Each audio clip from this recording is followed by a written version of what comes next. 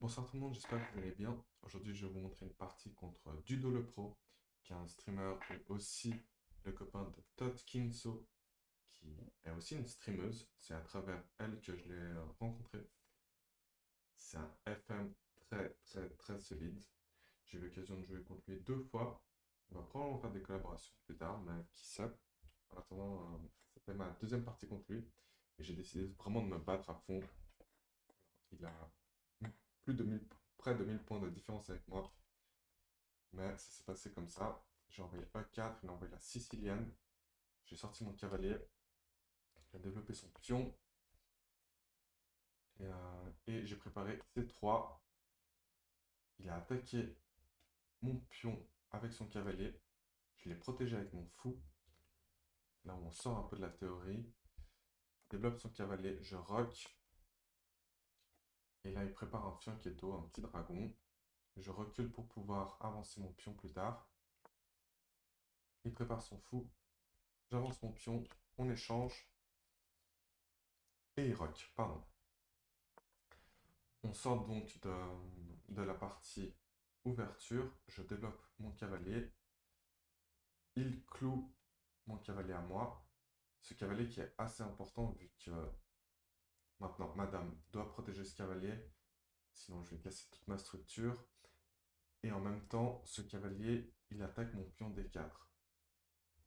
Ce pion-là est protégé par le fou. Donc c'est bon. Mais la double protection du pion D est à la fois avec le cavalier et la dame. Donc supposons qu'il vienne à prendre ce cavalier et que je le reprenne avec ma dame, eh bien le pion il serait perdu par le cavalier. Du coup, je suis obligé de le défendre avec mon fou. Il met sa tour sur une colonne ouverte, très stratégique. Je chasse son fou, il décide de l'échanger contre mon cavalier. Et une fois que je l'ai repris avec ma dame, il recule avec son cavalier à lui. Du coup, m'était un peu obscur à l'époque. Que ce n'est pas pour limiter, mais mon cavalier aussi, je le redirige vers l'ennemi. Il attaque mon fou avec son cavalier. Je le mets je mets mon fou en pole position pour faire une attaque sur son roi. C'est trop tôt évidemment parce qu'il y a encore la tour. Il bloque cette attaque avec son pion. Je mets ma tour en préparation à avancer mon pion et aussi à empêcher le cavalier de se positionner en D3. Il avance son pion. Je recalibre mon fou pour pouvoir attaquer le pion et en même temps proposer une fourchette. Il le voit. Je prends pas l'échange. Il recule son cavalier. J'échange à ce moment-là. Il reprend avec son cavalier. Et là, l'ordinateur dit que c'est encore avantage pour moi. Mais moi, je sens que gentiment, je commence à perdre un peu le contrôle de cette partie. Je ne vois pas directement mon avantage à moi. Je mets ma dame à l'abri. Il attaque mon fou. Je le mets dans une belle position. Là, il y a qu'un cavalier qui pourrait le sortir de là, vu que lui n'a plus de fou de case blanche. Il a la possibilité de mettre son cavalier pour attaquer mon fou de case noire. Je ne veux pas faire l'échange. Je garde ma paire de fous et j'attaque son cavalier noir. Et surtout, je me mets en vis-à-vis de son fou noir. Je préfère un échange de fou plutôt qu'un échange cavalier contre fou. Il avance son pion. Je chasse son cavalier. Et je prends de l'espace en attaquant, en faisant une fourchette à la fois sur la tour et sur le pion. L'ordinateur n'aime pas ça du tout. Et il aurait préféré que je fasse tour A, C1 et que je propose maintenant l'échange de tour.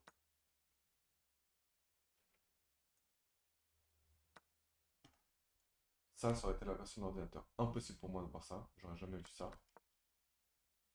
Du coup,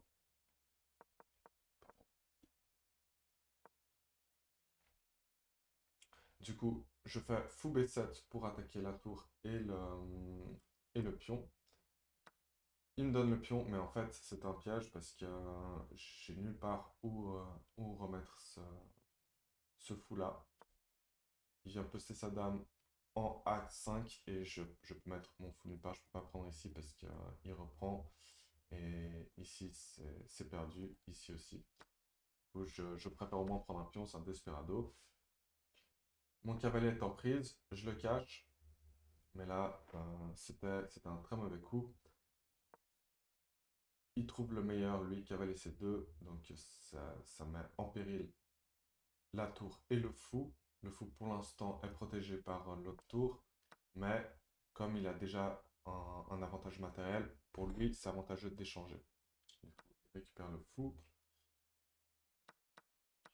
Je reprends la tour. Et là, un magnifique sacrifice. Il fait échec. Et sur échec, en fait, il peut venir prendre ma tour. Moi, je reprends avec la dame pour pas casser ma structure de pion. Mais ma tour est encore en l'air. Et il profite immédiatement. J'essaie de chasser le fou. Ça fonctionne. Il propose un échange de tour. Évidemment, je ne vais pas accepter vu que je suis en infériorité matérielle. Il vient avec sa dame embêtée. J'essaie de lui donner un peu d'oxygène à ma dame. Ici, je protège mon pion avec un autre pion. Et dans cette position, j'ai perdu au temps. Est-ce que vous voyez le temps se déplacer ici? Et en fait, ici, j'aurais pu avancer avec mon pion pour continuer à protéger, mais pour tout vous dire, la situation était tellement perdue et je commençais à vraiment, vraiment plus avoir de temps. On jouait en 3+2, c'était vraiment compliqué. J'aurais pu protéger encore un peu, mais vous voyez que l'ordinateur a déjà tellement, il a écrit déjà tellement victoire pour les Noirs que j'avais plus rien à faire. Du coup, c'était une belle bataille contre lui. C'était en 35 coups à peu près, 34 coups. Ça m'a vraiment plu et j'ai pu voir que je progressais lentement. Juste après ça, j'ai réussi quelques mois plus tard, à atteindre mon pic Elo en blitz maximum de 1800, 1811. Et je sens que cette partie m'a aidé parce que je voyais que je commençais à concrétiser mes idées, à avoir des idées plus claires en fait, et attaquer sans trop perdre de matériel. En fait, avoir des attaques bien calculées. Sur cette partie-là, évidemment, j'ai perdu, mais je ne me suis pas senti complètement désemparé durant toute la partie. Donc voilà, j'espère que ça vous a plu. N'hésitez pas à vous abonner, à lâcher le like, et on se voit bientôt pour la prochaine vidéo.